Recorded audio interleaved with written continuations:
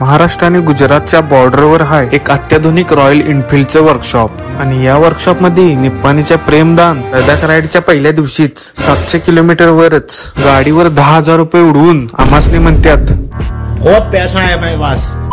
थोडं रिकॅप दिलं तर जेव्हा आम्ही खोपोलीच्या पुढे होतो तेव्हा प्रेमानांची गाडी गटांगाया खाया चालू झालती। मग एका कंडिशनला ट्रॅफिक मध्ये अचानक बंद पडलेली ही गाडी ढक्कल स्टार्ट करून कशीबशी ट्रॅफिक मधनं बाहेर काढून जेव्हा आम्ही गाडीची बॅटरी चेक करताव तेव्हा आम्हासने वाटले की गाडीची बॅटरी डेड झाल्या आणि मग इथंच नवीन बॅटरी घालून प्रेमांनासनी 2500 रुपयाची गुच्ची बसून गाडी चालू झाल्या प्रेमांना लगेच हरकून टुम होऊन म्हणतात रोम रोम भाइयों, सिस्टम फाड़ देंगे।